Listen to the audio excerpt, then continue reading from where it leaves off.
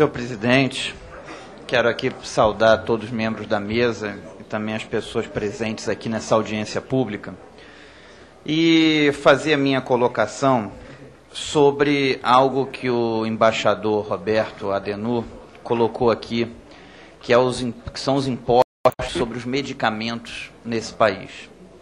Eu, ao chegar nessa casa, em 2011, protocolei um projeto, apresentei um projeto que retira todos os impostos sobre medicamentos de uso humano, que dá isenção total de impostos para medicamentos de uso humano. Esse projeto não foi votado, não foi discutido e está parado na Comissão de Seguridade Social desse Parlamento. Como tantos outros projetos de interesse da sociedade, infelizmente estão parados num legislativo que, infelizmente, hoje não legisla. Porque quem legisla nesse país não é o legislativo, é o executivo através de medidas provisórias. O que é muito ruim para o nosso modelo institucional e para a nossa democracia. O embaixador colocou aí a percentagem de 33% de tributação sobre medicamentos nesse país. Pois é mais do que 34%. Pois é mais do que 34%. Se tributa hoje no país 35,7% sobre o preço de um medicamento, segundo informação do próprio governo. Eu apresentei esse projeto que retira todos os impostos dos remédios, tão logo cheguei nessa casa no primeiro semestre de 2011, e no final do segundo semestre de 2011, em novembro de 2011, uma outra proposição nesse sentido foi protocolada no Senado Federal. Enquanto países como Inglaterra, como Canadá, como Colômbia, como México, não cobram tributos sobre medicamentos, no Brasil 35,7% do preço de um remédio são apenas impostos. Fiz um requerimento de informações formal ao Ministério da Fazenda solicitando o impacto orçamentário e financeiro dessa medida. O Ministério da Fazenda e a Receita Federal responderam oficialmente, de acordo com a resposta ao meu requerimento formal de informações, de que a arrecadação com tributos sobre medicamentos é de 3.321.961.603 reais. Portanto, 3.300 bilhões. Ora, 3 bilhões, isso foi feito em 2011, 3 bi, no orçamento da União de 2011, que foi de 2 tri, 73 bi, é 0,11% desse orçamento. Portanto, um impacto ínfimo no orçamento da União e um benefício direto na vida de milhares de famílias desse país. Existem famílias nesse país que pagam mais de R$2.000 por mês com medicamento de uso contínuo. Isso é um absurdo. Isso é uma responsabilidade de quem tem função pública, de quem tem responsabilidade pública. É uma responsabilidade do Estado tornar mais acessível um medicamento para o cidadão quando ele precisa. Até porque ninguém compra remédio porque quer, ninguém fica doente porque quer. Dentro do princípio da seletividade, é importante que a tributação seja principalmente sobre o consumo supérfluo, e não sobre algo que as pessoas compram porque necessitam, e não porque querem. Mas aí, eu fiz apelos ao ministro da Saúde, que foi, aliás, super receptivo, concorda, mas não anda. Ministro Padilha, mas foi super receptivo, mas infelizmente não anda. E aí, quando se vê algumas isenções dadas pelo governo, isso me deixa um pouco atônito mesmo. O governo editou uma medida provisória que concedeu uma isenção fiscal para as montadoras de automóveis no valor de 20 bilhões de reais. Eu não posso entender que 20 bi para as montadoras de automóveis pode e 3 bi para que a população compre um remédio menos caro não possa. Isso não me parece justo. Até porque o governo faz controle de preço sobre medicamento e não faz sobre automóvel. nem toda isenção fiscal sobre automóvel vai direto para o consumidor final. Mas isentando o remédio, nós podemos garantir que toda a isenção vai direto para o consumidor final. Porque o governo faz controle de preço sobre medicamento. No site da Anvisa tem lá o nome de todos os remédios e o preço máximo que pode ser cobrado ao consumidor final de cada um. Ou seja, se reduzir esse preço máximo na mesma proporção da isenção, nós podemos garantir que toda a isenção será revertida para o consumidor final. Eu considero a presidente Dilma extremamente bem intencionada com algumas coisas. Por exemplo, a política de redução de juros. Isso, para mim, é positivo. Independente da pessoa ser da base do governo ou contra o governo, tem que reconhecer as coisas boas, mas também tem que criticar as que estão erradas. Por exemplo, quando você reduz juros, você retira um dinheiro que está parado ali, e na especulação, simplesmente ele parado, sem produzir nada para o país, e as pessoas vão dizer, não vale mais a pena colocar aqui, ou seja, retira dali para colocar para geração de emprego, geração de renda. Então, o governo tem muitas coisas positivas, mas eu não entendo, eu não consigo entender como se faz uma isenção fiscal para baixar o preço de automóvel nesse país e não se faz uma isenção fiscal para baixar preço de medicamento. Ninguém vai conseguir... Eu quero ser vencido pelo argumento. Eu quero que alguém me convença. Mas ninguém vai me convencer que automóvel é mais importante do que remédio, do que a vida das pessoas, do que a saúde das pessoas. E mais, num documento da própria Receita Federal, está aqui, 3 bilhões de reais, divididos da seguinte forma, sem querer me estender muito, senhor presidente. Imposto sobre a renda das pessoas jurídicas, 873 milhões. COFINS, 740 milhões. Imposto sobre a renda retido na fonte, 681 milhões. Imposto sobre a importação, 372 milhões. Contribuição social sobre lucro líquido, 352 milhões. Contribuição para o PIS/PASEP, 164 milhões. Outras receitas administradas, 136 milhões. A soma disso, 3 bi, 321 milhões. Não consigo entender que não se possa dar essa isenção e que se dê para montadoras de automóveis 20 bi. Isso, na minha opinião, não faz justiça tributária, não faz justiça fiscal e não faz justiça social. Muito obrigado. Continuando até o debate, o próximo orador inscrito, deputado Walter Yoshi. Senhor presidente, deputado Eli Correia, satisfação vê-lo presidindo essa comissão hoje.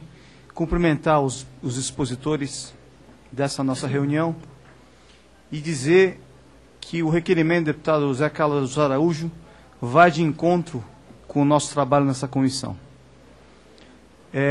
Muito se fala na reforma tributária.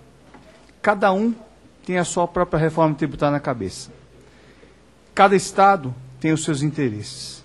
Aqui nessa casa, nós, por alguns momentos, por algumas vezes, tentamos votar a reforma tributária, trazendo o debate para essa casa. Mas encontramos uma dificuldade muito grande em fazer essa reforma.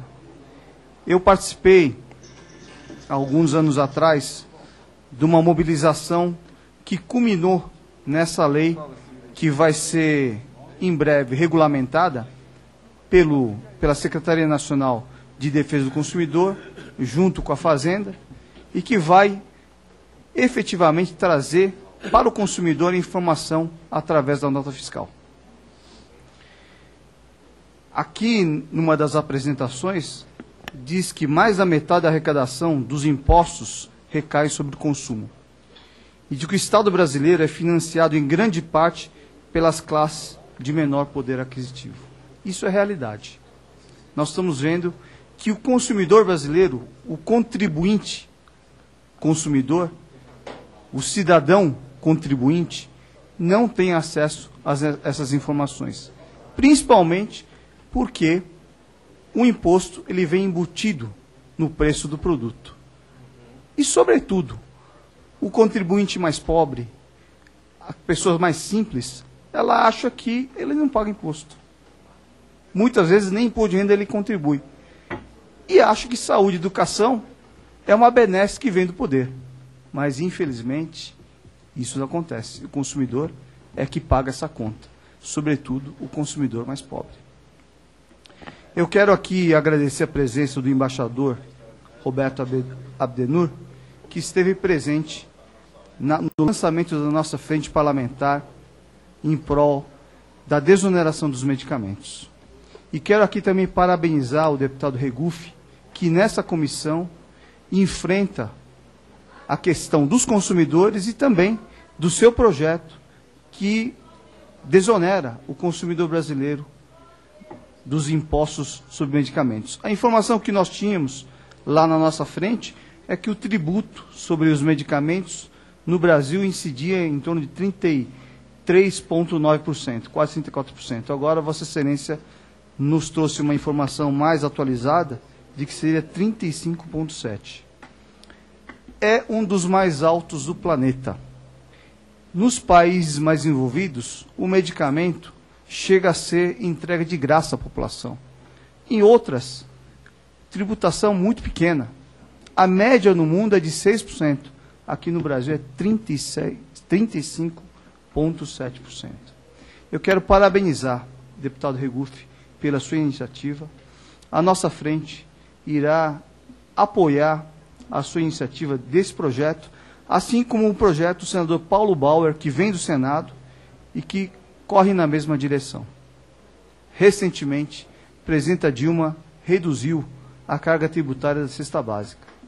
Arroz e feijão, 15%. Leite, 12%.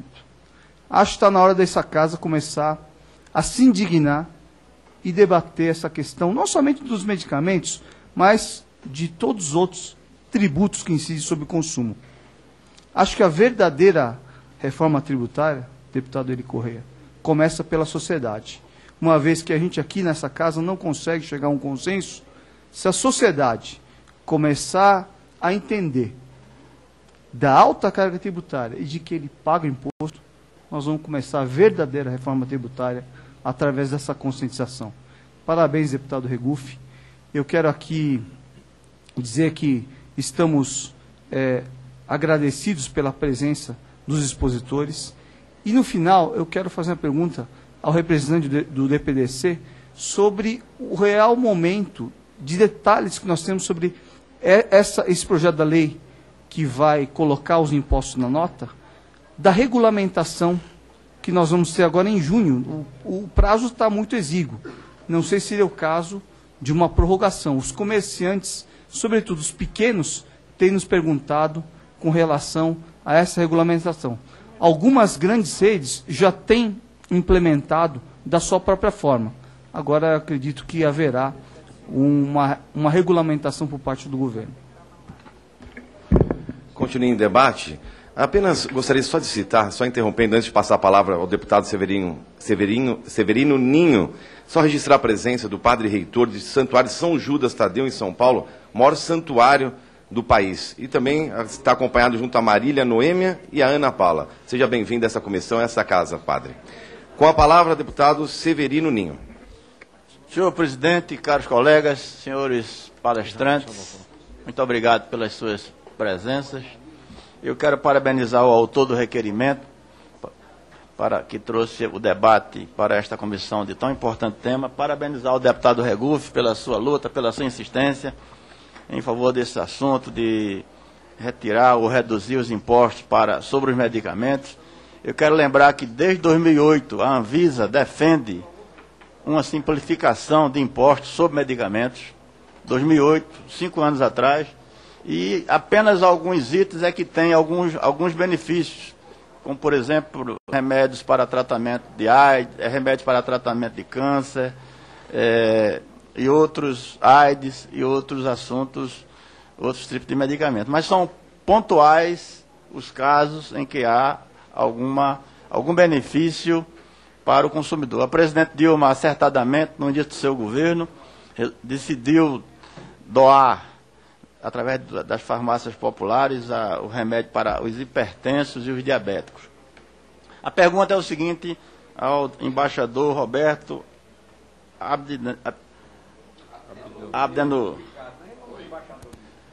A presidente Dilma mandou para esta casa e nós aprovamos a isenção de tributos sobre a cesta básica.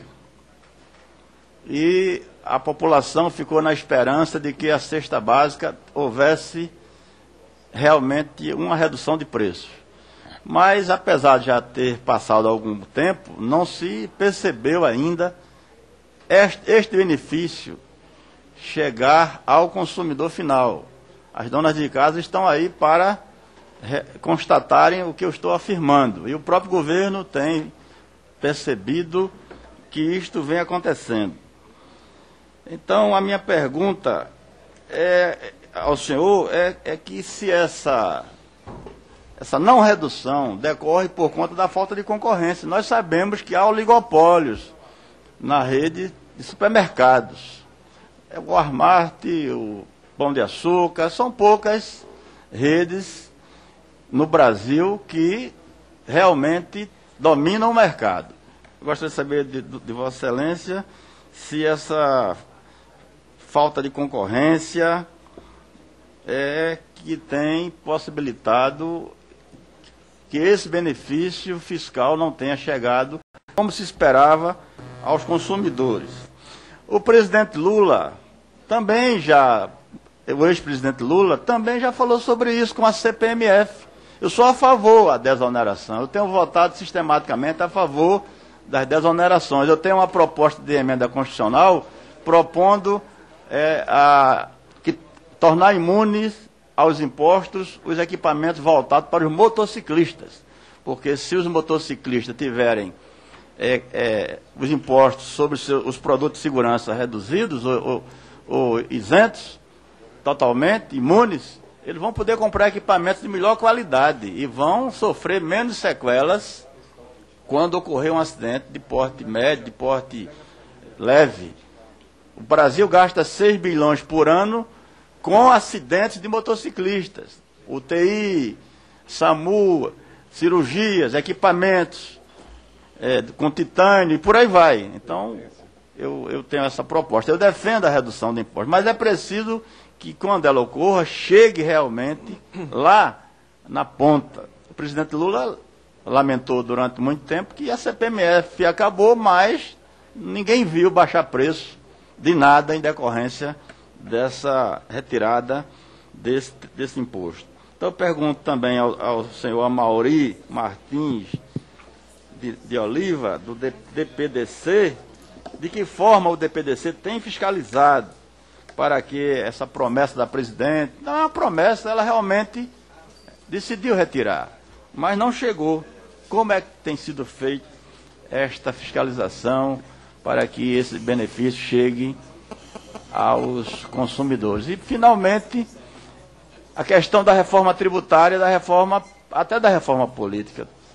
Pessoas têm falado que esta casa não quer votar a reforma política, a reforma tributária. A reforma tributária envolve interesse de estados, é complexa. O presidente Lula mandou para cá uma proposta de reforma tributária, não conseguiu se votar. Mas há quem defenda que ela deve valer daqui a 10 anos. Porque aí, daqui a 8 anos, porque os governadores atuais já não seriam os governadores no futuro. Então, eu gostaria de saber se os senhores também defendem essa ideia que a reforma tributária seja votada para valer, não de imediato, mas daqui a 8, daqui a 6 anos. São essas minhas colocações. Muito obrigado.